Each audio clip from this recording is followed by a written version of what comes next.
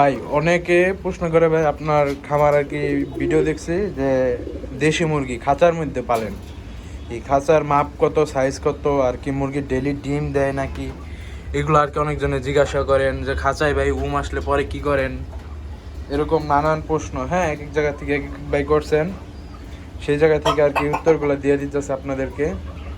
এই খাঁচার কোনো মাপ বলতে কি, কবুতরের খাঁচা যেগুলো দোকানে আর কি বানায় রাখে, কবুতরের খাঁচা যেগুলো, এইগুলো খাঁচার মধ্যে পালি।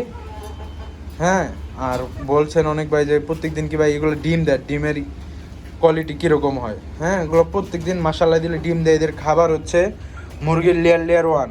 হ্যাঁ, প্রত্যেক দিন ডিম দেয়। আর আসে বলতে কি, ধরেন 20-30টা ডিমও দিয়া লায়, আসে না। পরে মনে করেন যে দু একবার আসলে দু একদিনের মধ্যে আবার কাইটা যায়। না কাটলে একটু পানির মধ্যে ধরে একটু গোসল করাই দিলেই পরের দিন চলে যায়। আর মোরগ যেটা, যদি বাচ্চা করার ইচ্ছা থাকে তাহলে মনে করেন 10 দিন আলাদা করে রাইখা পরে আর কি মোরগটা আর কি এই মুরগিগুলোর সাথে দিবেন। এই যে আমার মোরগ আলাদা করা, এটা গলা ছিল না, গলা ছিল মোরগ আছে আপনার। এই যে এটা নতুন করে তৈরি করা হইতাছে, এটার বয়স হচ্ছে 5 মাস চলে।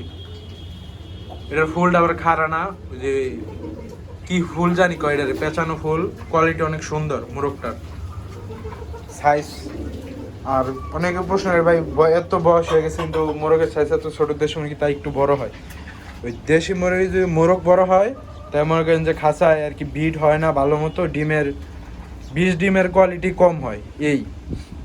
এই কারণে আর কি ছোট মুরগিগুলো নেওয়া ভালো। আমি যারা খাঁচায় মুরগি পালন করে তাদেরকে মানে একটা জিনিসই রেফার করব যে আপনারা ক্যাসরা মোরগ, বলতে আমরা ক্যাসরা মোরগ বলি আর কি, যেগুলো ছোট অল্প বয়সে আর কি ডাক শিখা যায়, ছোট সাইজ, ওই মোরগগুলাই ভালো।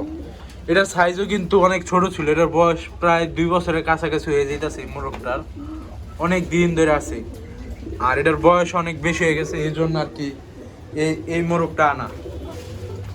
এই মোরগের সাথে আর কি বিট করা ভেজে এগুলাকে আরও আছে ঘরে, ওগুলা বাচ্চা দেখা উপরে আনি না, উপরে এই যে ঠান্ডা আবহাওয়া পরিবেশের সাথে মানায় নিতে পারবো না।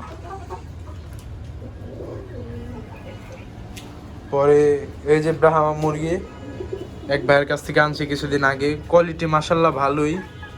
দেখা যাক, ফেদার চেঞ্জ করতেছে, ফেদার চেঞ্জ করার পরে আর কি বোঝা যাবে, আর 1 মাস পালার পরে বোঝা যাইব। অনেক ভাই জিজ্ঞাসা করেন ভাই আপনারা কি কবুতর বিক্রি করেন নাকি? না ভাই, কবুতর বিক্রি করা হয় না। কবুতর আর কি নিজের শখের জন্য আর কি এগুলা তৈরি করতেছি নিজে। আমার ভাইয়ের কাছ থেকে আর কি এগুলার মাদার এগুলো আনি, তারপর আর কি বাচ্চা কইরা রাইখা বড়গুলো হারে দিয়া দিই।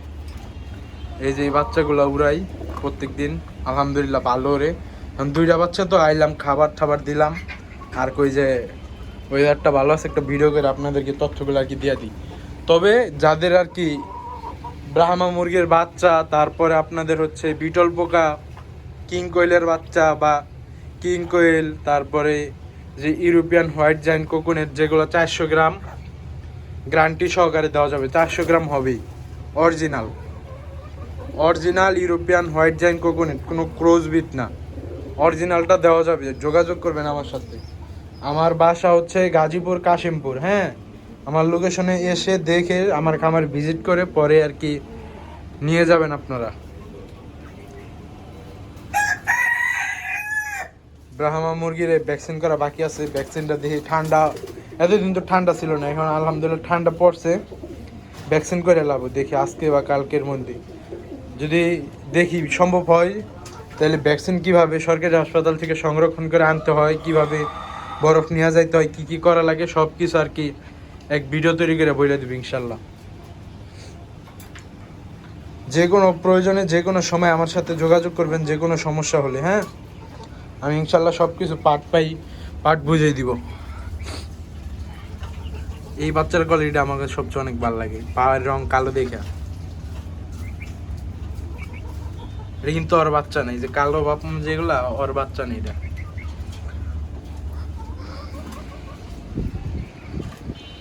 দোয়া করবেন সবাই, নাইম এগ্রোর পাশে থাকবেন সবাই ইনশাল্লাহ, আশা করি। ভালো থাকবেন। আসসালামু আলাইকুম।